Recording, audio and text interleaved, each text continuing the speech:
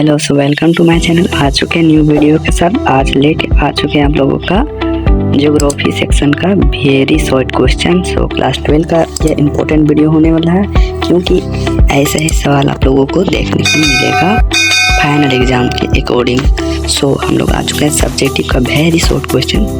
So first में दिया हुआ है फर्स्ट क्वेश्चन आप लोगों का, रेडजेल के अनुसार मानव भूगोल क्या है। सो रेडजेल के अनुसार मानव भूगोल क्या है, तो फ्रेडरिक रेडजेल के मुताबिक मानव भूगोल मानव समाज और पृथ्वी की सतह के बीच के संबंधों का अध्ययन है। सो इतना लिखेंगे आप लोगों को मिल जाएगा 2 मार्क्स। तो बढ़ते हैं नेक्स्ट क्वेश्चन की ओर। सो नेक्स्ट प्रश्न, जनसंख्या घनत्व किसे कहते हैं। तो आइए देखते हैं जनसंख्या घनत्व किसे कहते हैं। जनसंख्या घनत्व किसी विशिष्ट क्षेत्र में रहने वाले लोगों की संख्या को जनसंख्या घनत्व कहते हैं। वीडियो में न्यू आए तो वीडियो को लाइक कर दीजिए और चैनल को सब्सक्राइब कर दीजिए। हमारा नेक्स्ट प्रश्न है, रोपण कृषि या बागानी कृषि क्या है। तो आते हम लोग देखते हैं।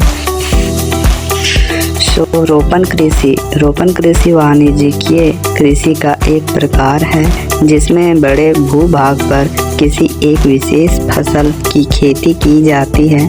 इस कृषि में बड़े पैमाने पर श्रम और पूंजी की ज़रूरत होती है। रोपण कृषि के कुछ उदाहरण ये रहे, तो उदाहरण हम लोग देखते हैं। तो सबसे पहले इसका उदाहरण चाय हो जाएगा, कॉफ़ी, काजू, रबड़, केला, कपास। बढ़ते हैं नेक्स्ट क्वेश्चन की ओर। नेक्स्ट आप लोगों का दिया हुआ है पर्यटन क्या है। तो पर्यटन क्या है, तो पर्यटन एक तरह का, आइए हम लोग पर्यटन को चर्चा करते हैं। पर्यटन का मतलब है किसी भी उद्देश्य से किसी जगह पर जाना या एक सामाजिक, सांस्कृतिक और आर्थिक घटना है। पर्यटन एक तरह से आप बोल सकते हैं कि घूमने फिरने का साधन हो सकता है, जैसे कि कुछ व्यापार के लिए यात्रियों जाते हैं और व्यापार के ही दरमियान में वह घूम लेते हैं दूसरी जगह। तो व्यापार यही था। तो बढ़ते हैं हम लोग नेक्स्ट की ओर। नेक्स्ट प्रश्न, कस्बा किसे कहते हैं। कस्बा किसे कहते हैं, ये भी आएगा आप लोगों का 2 नंबर में ही। तो इसका भी आंसर देखते हैं हम लोग। कस्बे को छोटा शहर या नगर कहते हैं। यह गांव से बड़ा और शहर से छोटा इलाका होता है। कस्बे में ग्रामीण और नगरीय दोनों तरह की विशेषताएं पाई जाती है। कस्बे को अंग्रेजी में टाउन एरिया या नगर पंचायत भी कहते हैं। बढ़ते हैं नेक्स्ट क्वेश्चन की ओर। नेक्स्ट क्वेश्चन आप लोगों का दिया हुआ है, जल संभर क्षेत्र से आप क्या समझते हैं। जल संभर क्षेत्र से आप लोग क्या समझते हैं, तो देखते हैं इसका आंसर। जल संभर क्षेत्र आप लोगों का हो जाएगा, जल संभर क्षेत्र या द्रोणी वह भौगोलिक क्षेत्र होता है जहां बारिश या पिघली हुई बर्फ पानी नदियों, नहरों और नालों से बहकर एक ही जगह पर जमा हो जाता है, उसे हम लोग जल संभर कहते हैं। तो बढ़ते हैं नेक्स्ट क्वेश्चन की ओर। हमारा नेक्स्ट क्वेश्चन है, मानव विकास सूचकांक से आप क्या समझते हैं। मानव विकास सूचकांक से क्या समझते हैं, इसका भी आंसर हम लोग लिखते हैं। मानव विकास सूचकांक HDI एक सांख्यिकी है जिसका इस्तेमाल किसी देश के सामाजिक और आर्थिक विकास के स्तर को मापने के लिए किया जाता है, उसे मानव विकास सूचकांक कहा जाता है।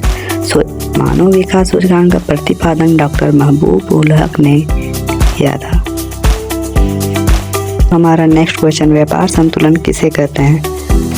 व्यापार संतुलन किसी देश के निर्यात और आयात के मौद्रिक मूल्य के बीच के अंतर को व्यापार संतुलन कहते हैं। सो व्यापार संतुलन में आप जो मतलब किसी वस्तु का मान के चलिए दिया हुआ है 160 रुपया दाम, और आप खरीदने के लिए जाते हैं तो आप बोलते कि नहीं 120 रुपया में हम इस वस्तु को खरीदेंगे। तो दुकानदार बोलता है चलो भाई, ना तुम्हारा सही ना मेरा, 140 रुपया तुम दे दो। तो ये जो 140 रुपये में आप सामान को किनेंगे तो ये हो गया व्यापार संतुलन, दोनों के बीच के समझौते। सो बढ़ते हैं नेक्स्ट क्वेश्चन की ओर।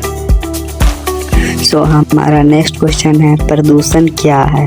सो प्रदूषण क्या है, तो प्रदूषण भी देखते हैं हम लोग। उससे पहले आप लोग अगर सब्जेक्टिव का 3-3 नंबर का भी प्रश्न का अगर आंसर देखना चाहते हैं तो कमेंट करना ना भूलें। यह हुआ प्रदूषण क्या है। तो प्रदूषण आप लोग को पता ही है कि प्रदूषण एक तरफ से किसी भी प्रदूषण के बहुत सारे प्रकार होते हैं। वायु प्रदूषण, जल प्रदूषण, ध्वनि प्रदूषण, बहुत तरह का प्रदूषण होता है जिससे पर्यावरण को नुकसान होता है। तो पर्यावरण को नुकसान करने वाले जो भी प्रभावित करते हैं उसे हम लोग प्रदूषण कह सकते हैं। सो आज का वीडियो यहीं तक है। और सब्जेक्टिव का अगर आप लोग को 3-3 नंबर का देखना है आप लोगों का प्रश्न, तो वीडियो को लाइक शेयर ज़रूर करें।